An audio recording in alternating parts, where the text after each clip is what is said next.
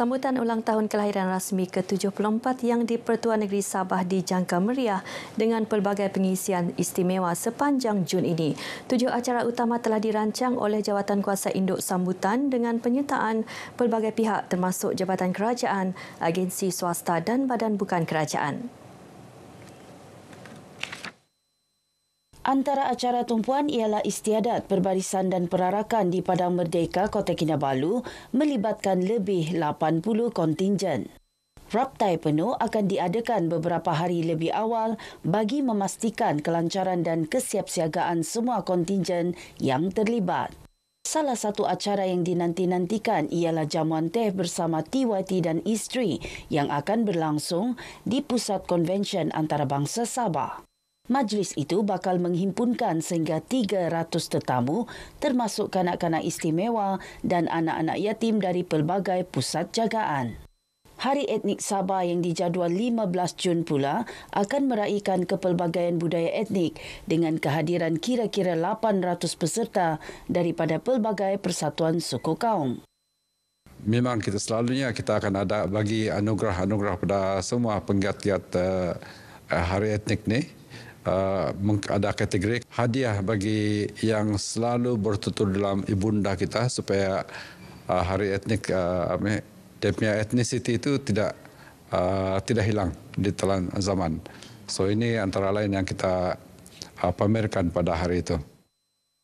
Datuk Dr. Joakim yang juga pengerusi Jawatan Kuasa Induk Sambutan Ulang Tahun Kelahiran Rasmi yang di-Pertuan Negeri Sabah menyatakan demikian selepas menjadi tetamu rancangan Kamibah ini di studio TV RTM Kota Kinabalu. Segala persiapan telah diatur sejak awal Februari untuk memastikan semua acara berjalan lancar, penuh adat dan istiadat.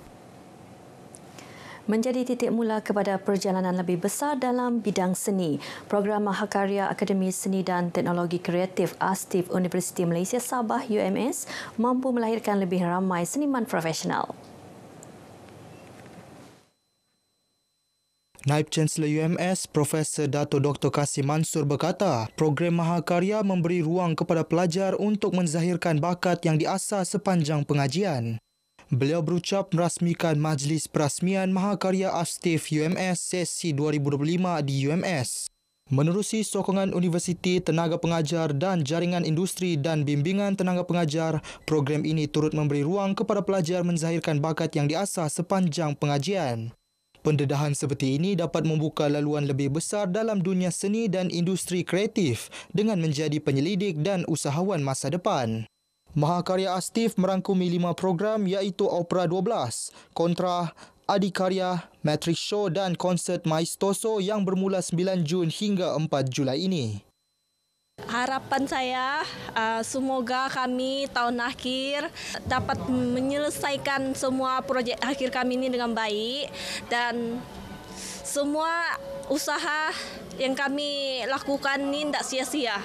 Jadi kami berharap semua orang ramai dapat datang support kami punya FYP, datang ke pementasan ni 25 Jun di Dewan Recital. Mahakarya ini actually bagus sebab dia dalam mengetengahkan semua karya-karya pelajar untuk final year tahun 3. Ya, kita ada 3 bidang, muzik, seni kreatif dan juga kami iaitu teknologi seni visual. Inilah peluang kami untuk tonjolkan bakat dan idea pemikiran kami sendiri. Harapan untuk saya teruskan menyokong hasil penulisan kreatif idea anak-anak seni kerana inilah yang membawa kepada perubahan besar dalam dunia sastra iaitu dunia seni.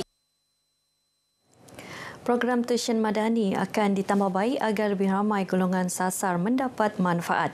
Program anjuran Pejabat Parlimen Sepanggar itu yang kini memasuki tahun kedua terus menunjukkan perkembangan positif. Ahli Parlimen Sepanggar Datuk Mustafa Sakmud berkata, jumlah penyertaan pelajar turut meningkat.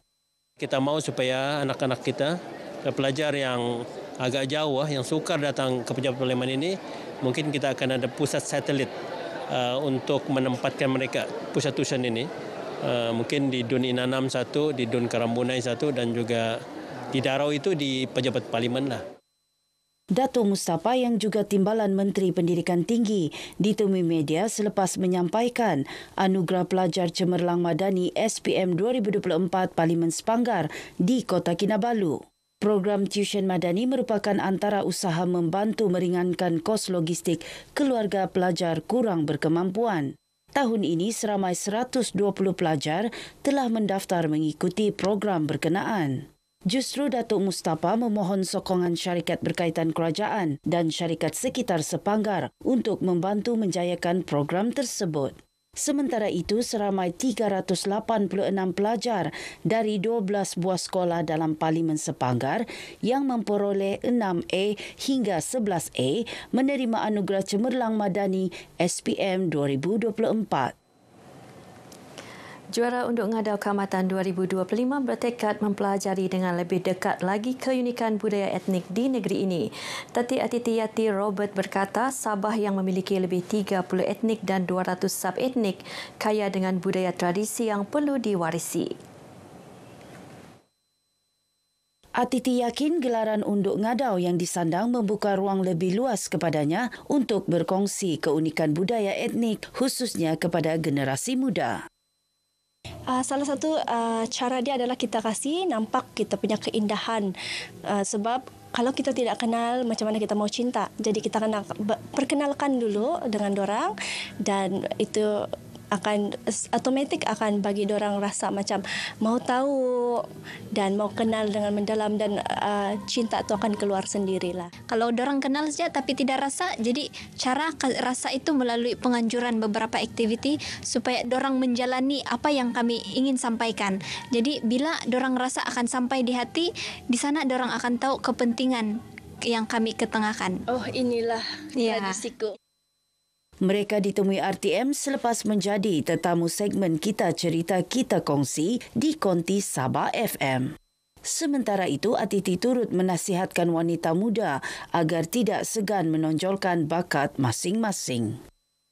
Kepada gadis-gadis yang berpotensi untuk diangkat sebagai ikon lah kan, kalau kamu rasa saya berpotensi menjadi ikon untuk budaya tradisi warisan saya, tonjolkan diri kamu, tambah baik diri kamu, jangan kita bertapuk-tapuk keluar semua. Mampu kekang penularan gejala tidak sihat dalam kalangan generasi muda. Itu respon beberapa orang awam yang ditemui RTM ketika diminta mengulas arahan kerajaan agar Suruhanjaya Komunikasi dan Multimedia Malaysia MCMC mempertingkat pemantauan dan menyekat penjualan cecair vape yang mengandungi dadah sintetik melalui platform digital. Sekarang banyak sudah orang guna untuk kesalahan macam dong simpan jenis dada gitu. Itulah yang kan anak bangsa sekarang banyak yang sudah terjerumus pada itu. Bagi saya dengan kerajaan bagus. Muda-mudi sekarang guna vape. Jadi kita tidak tahu apa kandungan vape tu. Lebih macam orang bilang okey, tidak mau smoking yang biasa, tapi masih juga dia chemical juga kan. So kalau tindakan kerajaan yang macam ni rasanya sangat-sangat support lah sebab kita tahu terkawal benda tu. Jadi bagus untuk generasi muda kita. Dia kasih ketat tu, pemantauan tu kira bagus jugalah. Ada certain yang macam dalam vape ada dada tu. Betul. So myself I'm vaping, so I'm going to stop. If kerajaan ketat kan bagus jugalah. Ketika mengeluarkan arahan itu baru-baru ini, Menteri Komunikasi Dato' Fahmi Fadzil menegaskan aktiviti penjualan cecair vape dalam talian semakin berleluasa di media sosial dan aplikasi mesej peribadi.